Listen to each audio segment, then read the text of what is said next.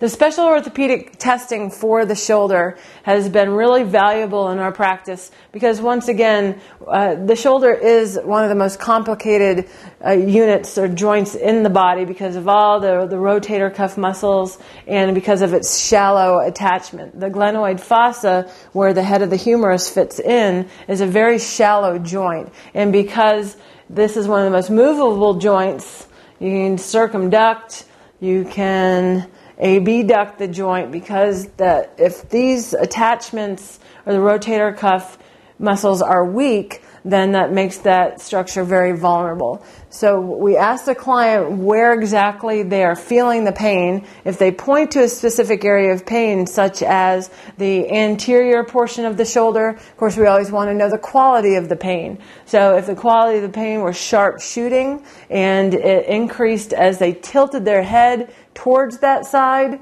or decreased as they leaned antalgic away from the side of pain, that may be an indication that it's coming up from the cervical region or compression on the nerve root. Otherwise, if they can point to a specific area of pain, we can narrow that down to either maybe there's some impingement in the front of the shoulder. The test we do for that is called the empty can test. And just raise your arms out in front of you, Hank, and you turn your hands down like you're emptying out cans. They may feel a reproduction of pain in the anterior portion of the shoulder. Now, if you wanted to come around front, if they didn't feel much doing that, if you want to come front and just around front and gently push down as they push up against you, relax, that may reproduce that discomfort. Now, no matter what kind of discomfort that you reproduce, always ask them to point to the pain and describe what kind of discomfort that they're feeling. Most of the time, these injuries and tears in the rotator cuff, strains in the rotator cuff and the bicipital tendon, impingement in the brachial plexus, all of that is caused by the most common postural dysfunction, which is the internal rotation of the head of the humerus, shortening and contracting all of those anterior muscles. So these muscles become shortened and contracted. The muscles in the back become overstretched and generally are weaker in comparison to the anterior muscles. So the next thing that we would want to rule out or rule in was possible bicipital instability. So this is called the SPEEDS test. We just place one hand on the shoulder, one hand on the crease of the elbow, and then have them push up against us. And you just push down, creating some resistance, relax.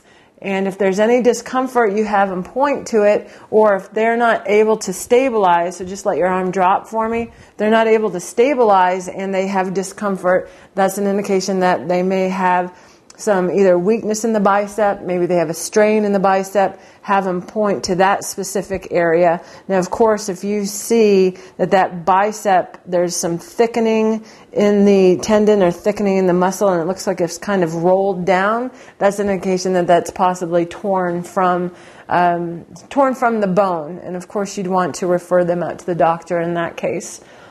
Another possibility with shoulder pain is if they abduct and they feel a deep ache or a sharp pain, and you turn so they can see the lateral portion of the shoulder, that may be an indication of inflammation of the bursa. Bursitis is a whole different ballgame, and we'll get to discussing the specifics about that. But especially if they're raising their arm or abducting and they have that painful arc from about 90 degrees and above, then you have to be careful that we don't irritate the bursa. We're just relaxing the muscles around it, reducing any of the tightness and the tension on the shoulder joint itself.